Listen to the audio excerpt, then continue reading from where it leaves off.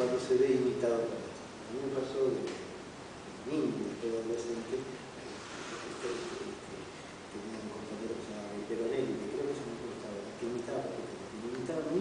Yo sentía el ultraje de esa apropiación. Hasta la forma de escupir, como decía. Hasta la forma de escupir. Una vez yo era jurado ya en un concurso y me llegó un texto, una parodia maravillosa, un texto que había escrito yo. Y digo, pero la cosa, ¿cómo lo dijo? No, cuánta imaginación puso donde yo había puesto nada más que un esfuerzo retórico, ¿no? Pero claro, no lo podía pelear. Mira, seguro que era muy deliberado y como se dice con los pintores, ¿viste? Cuando alguien pinta para el jurado, bueno, como había ganado Fowell el premio de Los Muertos Punk, donde había escrito para el jurado, había hecho todas las referencias necesarias como para que se dieran cuenta de que era un escritor, un tipo que todavía no tenía publicados los libros. Entonces había referencia a Vittorio Ocampo, un cuento contado desde el punto de vista de Vittorio Ocampo. Pero es realmente muy doloroso cuando uno ve como qué fácil de imitar es, ¿no? Sobre todo eso, qué difícil, bueno, volviendo a eso que vos decías antes, en algún momento vamos a tener que terminar, de la... A mí me quedan 4 preguntas. No, entonces preguntaba. No. No, decía que hay similitudes raras, por ejemplo. Uno se da cuenta de muchos de los temas de Patricia Highsmith son los temas de Henry James, un tipo que tiene que ir a rescatar a alguien que está en Europa, escritos de una manera en que jamás lo hubiera hecho Henry James. Pero hay también, porque Henry James es un escritor realmente complejo en el sentido en que no siempre las cosas le salían bien, escritores que se han tomado el trabajo de reescribir los argumentos bosquejados por Henry James como Los Embajadores. O uno podría tomar los cuadernos de Hawthorne y cada una de las ideas que tiene Hawthorne es una idea para desarrollar, extraordinaria. Digo, acerca de esa cosa, que es lo que nos mueve. Claro, supongo que ese tema de una red de ideas, ¿no? Que subyace a la literatura universal, porque básicamente, como decía vos, los lectores que son versiones de la historia. Sí. Pero me parece que hay una diferencia entre eso y un ejercicio de tomar como homenaje, como parodia, como respuesta, como contestación, a hacerlo inconscientemente. Claro.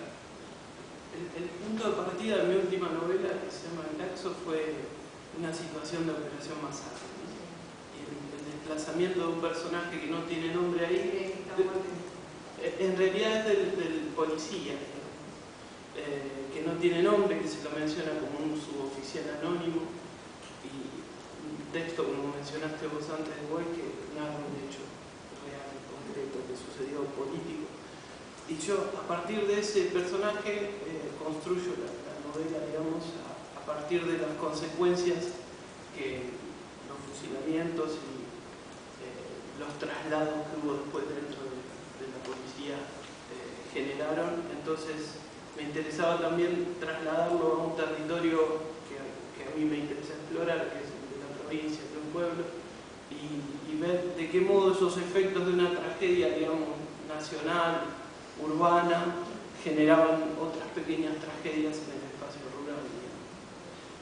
Esa es una experiencia, digamos, puntual a partir de un gran libro como el de vos. Y en el sentido de haberse sentido, digamos, o que alguien haya sobreinterpretado o encontrado relaciones de sus textos con otros que ustedes no tienen. O sea, a mí me ha pasado varias veces como la primera novela que yo, que no sé si la palabra escribí, pero era medio, una novela que hay fondos como tal que se llama Caja Negra, y que lo que hice ahí fue colocar citas de homenaje. Es una cosa saturadísima, a mí me gusta mucho. Y entre medio coloqué, me acuerdo, como epígrafe, una canción de Tonny Amos. O sea, empezaron a aparecer como tipo. ¿Cuándo fue cuando apareció un tipo y me dice: esa es la canción preferida de mi novia? Estaba pensando en nosotros, ¿no?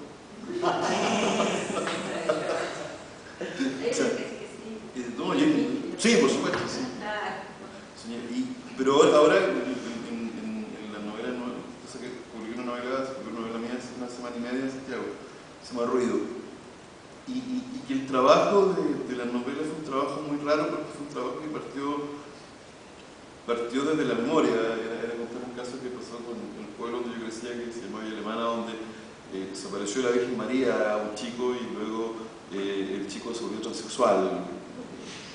La Virgen le hablaba a un chico, se congregaban 100.000 personas y luego el chico se acabó el milagro cuando él se cambió de sexo, se murió de cirrosis, eso pasó en los 80, pero se murió de cirrosis hace unos 4 años. Y a mí me tocó ver esto, una cosa que es una novela garciaborquiana, como la memoria de lo que sucedía en el pueblo cuando niño. Y ya cuando empecé a escribir, cuando empecé a hacer como periodismo, yo soy profesor, trabajo como profesor, pero regularmente tengo un amigo que es un delincuente del periodismo. Y por algún momento ese amigo que es un delincuente del periodismo consiguió ser editor de un periódico regional.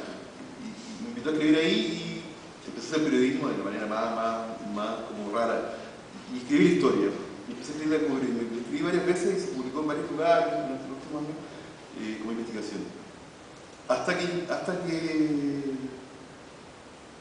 me di cuenta que eso no estaba funcionando desde la crónica. O sea, había escrito 2 o 3 crónicas que se habían publicado un par de libros, que salían sobre una etiqueta negra que estaban ahí, pero no me bastaba, no me alcanzaba. Porque yo me daba cuenta que la crónica, la referencialidad del trabajo periodístico, el trabajo de documento, no era capaz de captar lo que me interesaba a mí en la historia. Y también me pasaba que en el fondo lo que había hecho yo con esa crónica una y otra vez era como empezar a leer los documentos de los acólitos de esta Virgen. O sea, como los libros que escribieron los miembros de las sectas. Y me parece que ahí había un espesor, y había un lugar, había un camino que era como bien interesante como de transitar. Y en ese tránsito apareció la novela. Y apareció la novela porque en el fondo me di cuenta que lo que tenía que contar, o lo que quería contar, era la historia de la comunidad, la historia de las voces de la comunidad, la historia de los fragmentos de lo que significa una provincia, la dictadura chilena, pero también este milagro que no iba para ningún lado. Entonces, la novela quedó como, tiene como esa serie de reescrituras raras, que son, hay un capítulo entero que es la reescritura entera de la transcripción de los milagros que había hecho evidente a partir de los textos de los acólitos, pero que lo dejé casi idéntico. Pero aparece como, primero que se publicó como crónica y ahora aparece como novela. Entonces, justamente los límites son bien raros, son bien abiertos. Me gusta ese cambio, me gusta que la crónica haya fracasado. Yo siempre pensaba que la crónica iba a triunfar respecto a la historia. Y me di cuenta que la crónica fracasó respecto al relato. Y que lo que tenía ahí era una ficción, era una novela, y que la única forma de contar la historia, por lo menos para mí, era a partir de esa ficción donde yo estaba pelando la cáscara del periodismo y hasta dejar de nuevo esa cáscara, dejarla vacía y entrar a la ficción que no es autobiográfica, yo jamás cuento nada en mi vida ahí, pero que funciona como ese relato. Entonces la intertextualidad era muy rara, era un cruce, porque en un momento también estaba pensando en los poemas que Enrique Lin escribió antes de morirse sobre la Virgen de Villa Alemana, era un cruce bien. Bueno, yo creo que